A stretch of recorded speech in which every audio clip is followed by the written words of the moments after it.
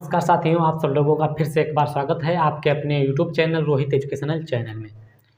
तो आज हम बात करेंगे नीति निर्देशक तत्वों की, डीपीएसपी जिसको कहते हैं, directive principle of state policy. इसमें होता क्या है समझिएगा ध्यान से, और पहले ये किस लिए बनाए गए, क्यों लिए गए और इनके अंतर्गत क्या चीज़ आती हैं, हम स्टेप बाय स्टेप बताते चलेंगे। अनुच्छेद 36 से 51 तक के हैं, इनको बड़ी विस्तार पूर्वक बताएंगे। तो ये किस लिए बनाए गए राज्य, इनका नीति निर्देशक जो तत्व हैं, इनका बनाने का उद्देश्य क्या था, सबसे पहले हम यही समझ लेते हैं, तब उसके बाद शुरू करते हैं। ये जनतांत्रिक संवैधानिक के विकास के नवीनतम तत्व हैं। किसके? जनतांत्रिक संवैधानिक के विकास के नवीनतम तत्व। हम इसको समझ लेते हैं, ये क्या होता है। ये जो लोगों के अधिकार होते हैं, ठीक है, तो संवैधानिक जो अधिकार होते हैं उनके विकास के लिए, जो लोगों के नागरिकों के संवैधानिक अधिकार हैं उनके विकास के लिए ये कौन से तत्व हैं? नवीन तत्व हैं, नए तत्व हैं। इसलिए इनको राज्य के नीति निर्देशक तत्व कहा जाता है। तो ये किस संविधान से लिए गए? ये आयरलैंड के संविधान से लिए गए। किस संविधान से? आयरलैंड के संविधान से लिए गए। इसमें क्या था सबसे पहले समझ लेते हैं। इस अनुच्छेद 36 क्या कहता है? अनुच्छेद 36 कहता है, जो परिभाषा अनुच्छेद 12 में राज्य की दी गई है, उसी प्रकार राज्य की परिभाषा अनुच्छेद 36 में भी दी गई है। और क्या कहता है इसमें? क्या दिया गया है? राज्य की परिभाषा। ध्यान से समझना, राज्य की परिभाषा। इसके अंतर्गत क्या आता है और ये किसमें बताया गया है? इसके अंतर्गत जो चीज़ें आती हैं, राज्य के अंतर्गत जो चीज़ें आती हैं, वो अनुच्छेद 12 में बताया गया है। तो हम समझते हैं कि और ये क्या कहता है अनुच्छेद? ये अनुच्छेद कहता है जब किसी व्यक्ति के मूल अधिकार का हनन हो रहा है, जैसे कोई नागरिक है, क्या है? नागरिक है, तो नागरिक के मूल अधिकार का जब हनन होता है, जब हनन हो रहा हो, तो वो राज्य के खिलाफ मुकदमा दायर कर सकता है। कौन कहता है? ये अनुच्छेद 36 कहता है। क्या कहता है? जब किसी व्यक्ति के मूल अधिकार का हनन हो रहा हो तो वह मुकदमा राज्य के खिलाफ दायर कर सकता है और केस लड़ सकता है। ये अनुच्छेद 36 कहता है। ठीक है, तो उम्मीद करते हैं समझ में आ रहा होगा। इस प्रकार हम स्पष्ट रूप से कह सकते हैं कि जो भाग 3 में, किसमें? भाग 3 में अनुच्छेद 12 और भाग 4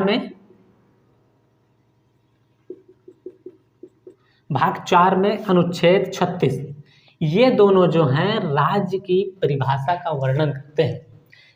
निष्कर्षतः हम कह सकते हैं जो भाग 3 है, 3 का जो 12 है और भाग 4 का जो 36 है, ये राज्य की परिभाषा का वर्णन करते हैं। तो ये हुआ अनुच्छेद 36। अब हम अनुच्छेद 37 पे ध्यान देते हैं। अनुच्छेद 37 क्या कहता है? अनुच्छेद 37 बताता है कि जो हमारे मूल तत्व हैं ये वाले, ठीक है, तो इनको किसी भी न्यायालय द्वारा परिवर्तित बदला नहीं जा सकता। ये अनुच्छेद कौन कहता है? अनुच्छेद 37 कहता है। अनुच्छेद 37 बताता है कि 1973 के द्वारा आयरलैंड के संविधान से नीति निर्देशक तत्व लिए गए। और क्या बताता है ये अनुच्छेद? कहता है जब विधि बनाई जाएगी, कानून बनाया जाएगा, तो राज्य का कर्तव्य होगा कि जो ये हमारे डीपीएसपी हैं, राज्य के नीति निर्देशक तत्व हैं, इनको लागू करना राज्य का परम कर्तव्य होगा। ये कौन कहता है? ये अनुच्छेद 37 कहता है। क्या कहता है? किसी भी कोई कानून बनाया जा रहा है, नियम बनाया जा रहा है, तो इनको लागू करना विशेष तौर से बहुत ही जरूरी है। ये अनुच्छेद 37 कहता है। और ये अनुच्छेद क्या कहता है? जो मौलिक अधिकार हैं वो प्रकृति में नकारात्मक या निषेधात्मक हैं। कैसे? नकारात्मक या निषेधात्मक हैं, क्योंकि वे राज्य पर सीमाएं आरोपित करते हैं। क्या करते हैं? राज्य पर सीमाएं आरोपित करते हैं। इसलिए तो ये कौन कहता है? अनुच्छेद 37 कहता है। क्या कहता है?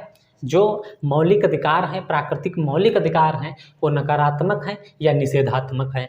नकारात्मक है या निषेधात्मक है। क्यों? क्योंकि वे राज्य पर सीमाएं आरोपित करते हैं। अब हम बात करेंगे अनुच्छेद 38 की। अनुच्छेद 38 क्या कहता है, अब हम इस पर ध्यान देंगे विशेष तौर से, आप लोग बड़ी ध्यान से देखिएगा। अनुच्छेद 38 क्या कहता है कि लोगों का जो कल्याण है, उसको कल्याण को ध्यान में रखते हुए कौन रखेगा, राज्य रखेगा, कि लोगों का कल्याण कैसे हो, उनके कल्याण में अभिवृद्धि कैसे हो। सामाजिक असमानता जो है, सामाजिक असमानता, आर्थिक असमानता, राजनीतिक असमानता को कम करेगा। किसको? सामाजिक असमानता, राजनीतिक, आर्थिक न्याय को सुनिश्चित करेगा। और जो आय, स्थिति, सुविधाएं, उसमें जो असमानता है, किसमें? आय, स्थिति, सुविधाओं में जो असमानता है उसको कम करेगा। और लोगों का कल्याण कैसे हो उस पर विशेष तौर से ध्यान देगा। कौन? अनुच्छेद 38 कहता है। किससे कहता है? अनुच्छेद 38 का फर्ज है कि वो राज्य से कहेगा। किससे कहेगा? राज्य से कहेगा। ये सारी चीज़ें उसको क्या करे, जो असमानता है उसको खत्म करें, जो लोगों का कल्याण कैसे हो उस पर विशेष ध्यान दे राज्य और उस पर काम करे। ये अनुच्छेद 38 कहता है।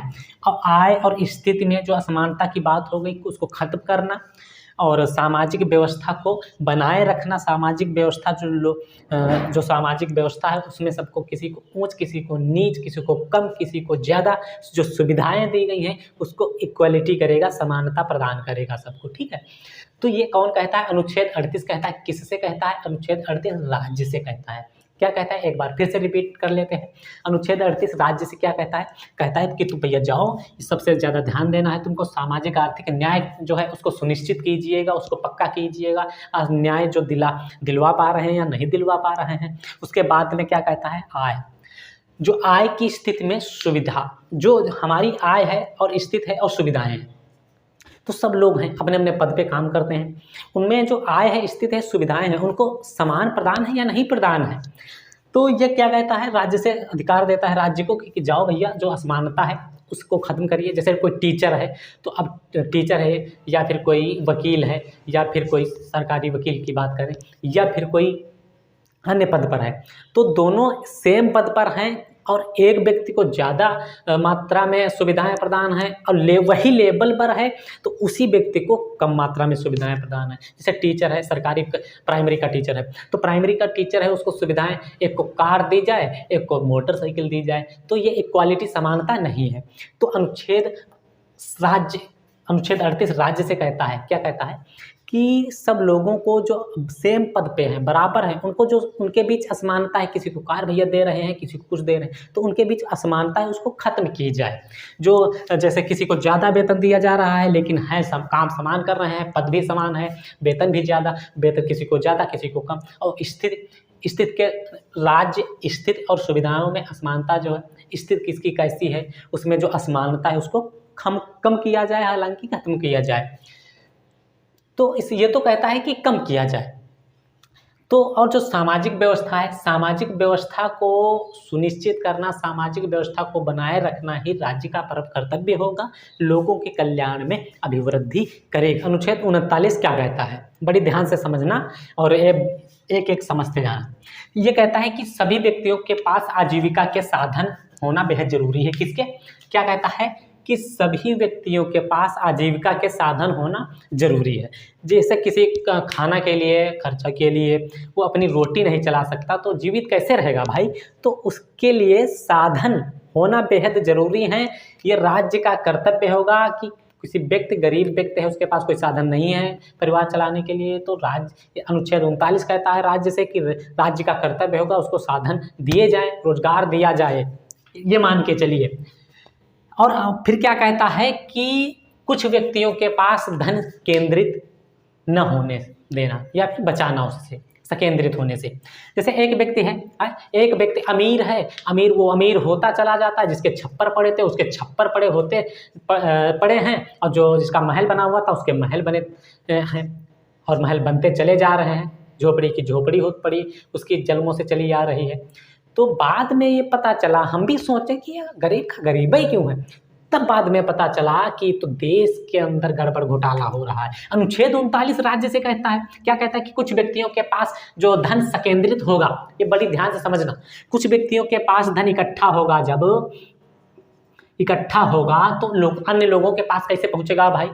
जो उद्योगपति है, उद्योगपति होता जा रहा है, किसान बेचारा किसान कभी उभर ही नहीं सकता। आजकल बहुत जीवन में अपने बहुत कम सुना होगा कि एक किसान अमीर बन गया, नहीं सुना होगा ना। तो ये किसकी गलती है? ये किसान, अभी तक बहुत सारे लोग समझते हैं कि ये गरीबों की ही गलती है, गरीब हैं वो। नहीं, पहले देखो कर्मों बात की जाए तो पहले हमने सोचा कि कर्म की व्यवस्था होगी, ये कर्म की गलती होगी, हमने कर्म अच्छे नहीं किए तो हम गरीब हैं भाई। लेकिन जब पढ़े, हम संविधान पढ़े, तब पता चला है अरे ये तो देश की व्यवस्था ही गड़बड़ है। जब ये जो एक व्यक्ति के पास धन इकट्ठा करते जा रहा है, गरीबों का शोषण कर रहा है, और एक तरफ अनुच्छेद 39 कह रहा है कि राज्य से भैया की धन को इकट्ठा ना करो, लोगों के पास में लोगों की हेल्प कीजिएगा, एक के पास ना इकट्ठा होने पाए। और अनुच्छेद 39 क्या कहता है? अनुच्छेद 39 कहता है कि जो श्रमिक होंगे और उनके श्रमिकों की शक्ति और स्वास्थ्य की सुरक्षा पूरी राज्य लेगा, और ये राज्य को अधिकार देता है। कौन? अनुच्छेद 39 कहता है भैया, राज्य से कहता है, क्या कहता है कि जो ये श्रमिक होंगे उनकी स्वास्थ्य की सुरक्षा कौन रखेगा? दिन रात तो मेहनत करेंगे, दिन भर मेहनत करेंगे भाई, वो अस्वस्थ हैं हो जाएंगे तब भी मेहनत करेंगे अपनी रोटी के लिए, तो उनकी सुरक्षा करना राज्य का कर्तव्य होगा। ये अनुच्छेद कौन कहता है? अनुच्छेद 39 कहता है। और बच्चों के, और क्या कहता है उसके बाद में? बच्चों के बचपन और युवाओं का शोषण ना होने देना। अब बच्चों के बचपन में जब किसी के माता पिता नहीं होते हैं, किसी कारणवश डेथ हो जाती है, तो उनका पालन पोषण तो कौन करेगा भाई? तो उनको काम करना पड़ेगा होटल में, किसी कहीं पर भी। तो उनकी अनुच्छेद 39 राज्य से कहता है कि बच्चों का शोषण ना होने पाए, बच्चों का अच्छे से पालन पोषण हो, और युवा जो हैं उनका शोषण ना होने पाए। ठीक है, किसका? युवाओं का और बच्चों का शोषण ना होने पाए, ये राज्य का कर्तव्य होगा कि उनकी सुरक्षा करे। अनुच्छेद ये 39 कहता है राज्य से। समझिएगा ध्यान से देश में क्या चल रहा है, और संविधान में लिखा क्या है, बेईमान चला कुछ और रहे हैं। और क्या कहता है? जो सभी व्यक्तियों के पास आजीविका, ये तो हो गए लगभग, अब हो गए हैं, तो यही इम्पॉर्टेंट थे जो अनुच्छेद 39 राज्य से कहते हैं। ये सारी चीज़ें स्क्रीनशॉट एक बार ले लीजिए। अब हम ध्यान देते हैं कि अनुच्छेद 40 क्या कहता है, बड़ी ध्यान से समझना आप सब लोग। अनुच्छेद 40 कहता है कि जो ग्राम पंचायतें होंगी, क्या होंगी? ग्राम पंचायतों, उनका संगठन करने का पूरा अधिकार देता है। किसको? राज्य को अधिकार देता है। किसको देता है अनुच्छेद 40? ये राज्य से कहता है। किससे? राज्य से। क्या कहता है कि जो ग्राम पंचायतें होंगी स्वशासन की इकाइयों के रूप में, किसको? स्वशासन की इकाइयों के रूप में संगठित करने के उद्देश्य से कदम उठाने का पूरा प्रयास करेगा, कदम उठाएगा। ग्राम पंचायतें होती नहीं होती गांव में, तो उन ग्राम पंचायतों का संगठन करने के लिए कौन कदम उठाएगा भाई? राज्य कदम उठाएगा। कौन कहता है अनुच्छेद? अनुच्छेद कहता है अनुच्छेद 40। अब हम ध्यान देंगे अनुच्छेद 41 क्या कहता है। अनुच्छेद 41 आप लोगों ने देखा होगा, पहले समझ लेते हैं। ये राज्य को आदेश देता है। देखो, राज्य को ही आदेश दिया जाता है, हालांकि ये राज्य को आदेश देता है कि जो, पहले इसको समझ लेते हैं हेडिंग। कुछ दशाओं में काम, यानी शिक्षा और लोक सहायता। कौन? लोक सहायता पाने का अधिकार। जैसे कोई व्यक्ति अंधा है, कोई व्यक्ति बहरा है, कोई व्यक्ति लंगड़ा है, विकलांग, कोई व्यक्ति बूढ़ा व्यक्ति है, उसको सार्वजनिक जगह जो है, सभी जगह में उसका अपना अधिकार होगा। ठीक है, समझिएगा ध्यान से। जैसे कोई ट्रेन में जाते हो, उस पर लिखा होता है विकलांग सीट, लिखा होता है, नहीं लिखा होता?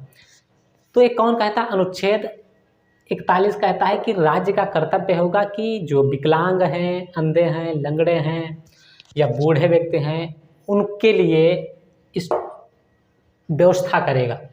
ठीक है, कैसी व्यवस्था करेगा? उनके लिए व्यवस्था करेगा कि उनकी सुरक्षा का ठेका कौन लेगा भाई? सुरक्षा का ठेका तो राज्य ही लेगी ना। अब सभी ट्रेन में जा रहे हैं, बूढ़ा व्यक्ति बैठा, बूढ़ा, उसमें बूढ़ा है, जवान है, छोटे बच्चे हैं, सबको है, और बेचारा लंगड़ा भी है, उसमें विकलांग भी है, किसी को दिखाई नहीं देता वो भी, उसके लिए आरक्षित सीटें रखी गई हैं। तो यह अनुच्छेद 41 कहता है कि उन सभी लोगों के लिए सहायता करेगा, सार्वजनिक सहायता पाने का अधिकार होगा।